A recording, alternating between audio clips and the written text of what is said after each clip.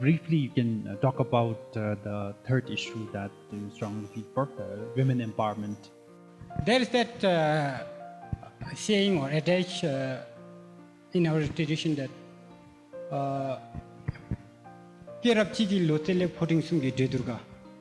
that a discussion of three average men is better or superior than a wisdom of one smart person.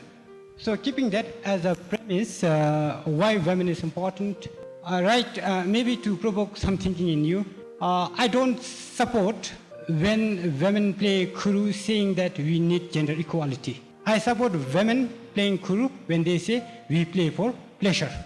So why women is important, in a way, is they bring that sort of a diverse perspective. Whatever views we present, reading books is one thing, who you are, given your experiences.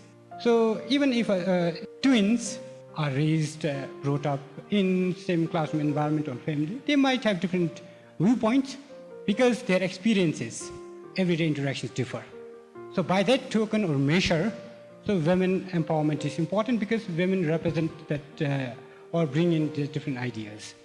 And if we see the number or demographic wise, so almost 50% of Bhutan's population, or even if we take that interpretation at the global level, there is that sort of equal representation demographically of both men and women. So from that numerical argument, so there's that need. Recently, interestingly, the recent population poverty analysis report says that households that are headed by women are less poor, comparatively better economically than men. Maybe those arguing for the women empowerment may use this as a standpoint that if Bhutan has a women prime minister, maybe we might be able to reduce our poverty rate by a significant margin.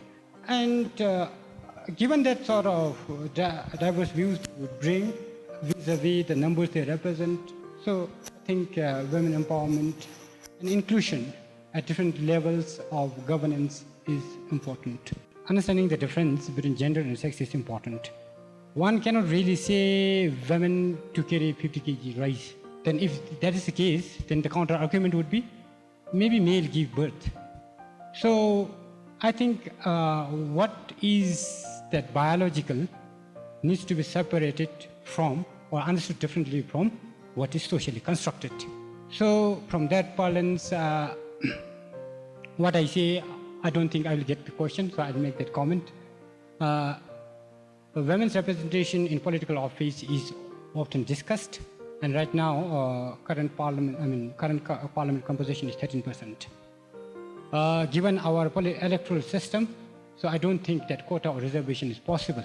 So my suggestion to political parties is have a minimum percentage of women, because if we see historically, the elections in 2008, deputy Duke Prinsum Sokpa has 4 women candidates.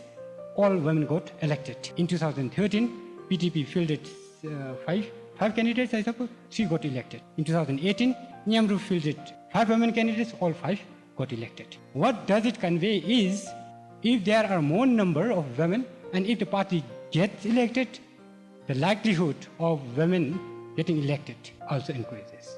And some might say coincidentally, the first 2 recipients of red scarf among cabinet ministers are both women. And I have been trying to following the candidate declaration by different parties. PDP declared 20 candidates. I didn't see a single woman. Thundel, I think they declared 18, just 1. Bhutan Tendel, they declared 7 candidates today, and there is 1 candidate. So when parties at that level, maybe the efforts can be made at individual party level, and also a common understanding, a sort of a consensus among parties that we have this many number of women can be reached out if we think, or if Bhutanese aspiring leaders think that women issue is important and their representation is important in that important political offices. I totally enjoyed this session, sir. And one particular point which really excited or which really caught my attention was when you started talking about women empowerment. I, as a woman, also believe what you believe, sir. Like you were mentioning about even women, they play crew feeling that it is like their passion and all, not thinking that okay, when men can play football, why can't women? So I strongly believe in this. Like let's say now archery, sir. Now most of the women they are very good at playing archery, but the thing is when playing archery, like, the thinking should not be there that okay, men are playing, so let's prove that even we can do that. And similarly, one very issue that is like prevailing in Bhutan especially is, or maybe like some are raising this issue, and if not, this issue has been in the mind of many women, I should say, like not allowing women to get into the right, sir.